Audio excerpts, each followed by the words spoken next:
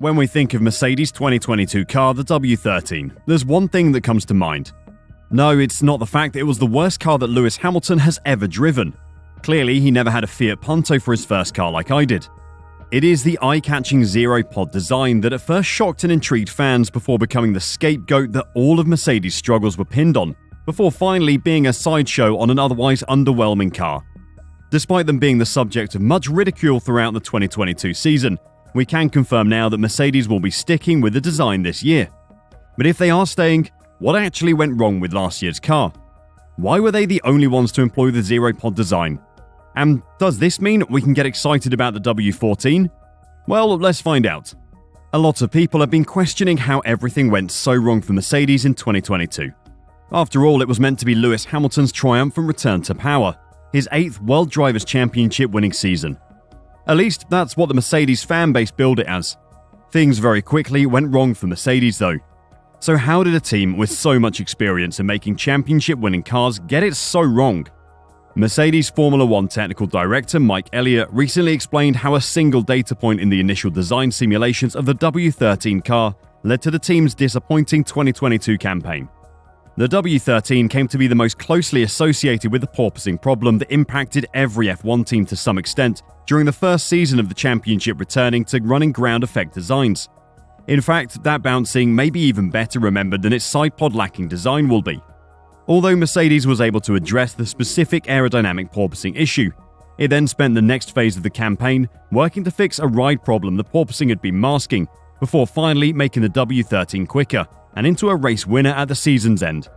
Key to that successful turnaround was a major upgrade Mercedes added at the US Grand Prix, where team boss Toto Wolff revealed it had traced the W13's conceptual flaws back to one single decision, taken during its design processes as part of the large overhaul of its procedures, and acted when it realized how bad things were in terms of performance against its rivals.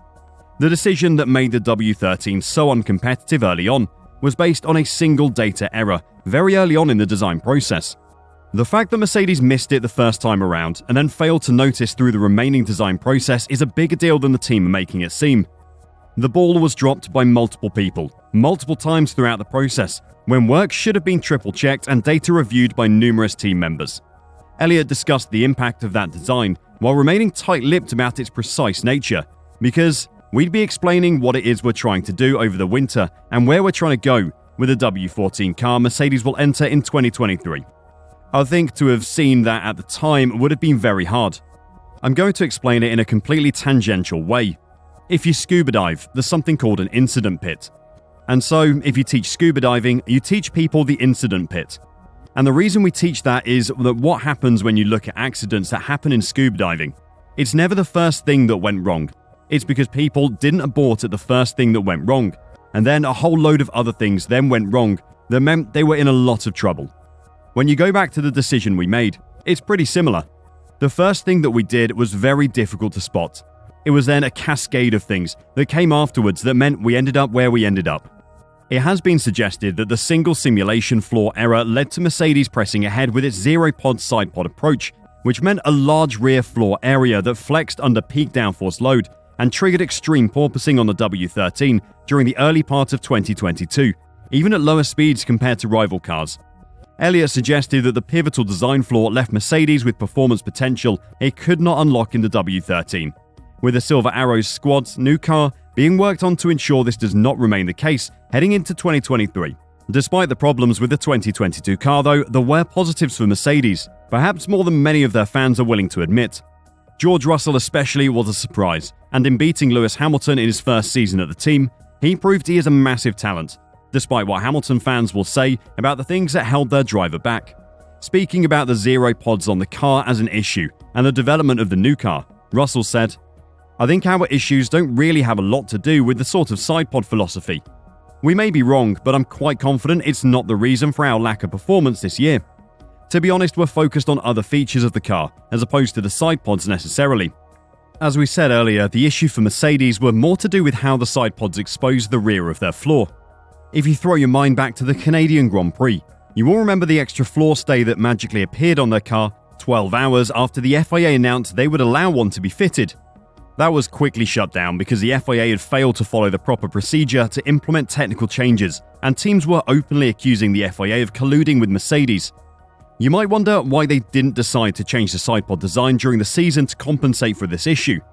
Firstly, the chassis may not have allowed them to fit larger sidepods that gave more support to the floor.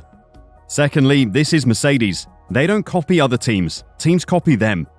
Mercedes trackside engineering director Andrew Chauvelin said that the team never felt that it needed to focus too much effort on the sidepod solution, as it was not triggering a big performance deficit.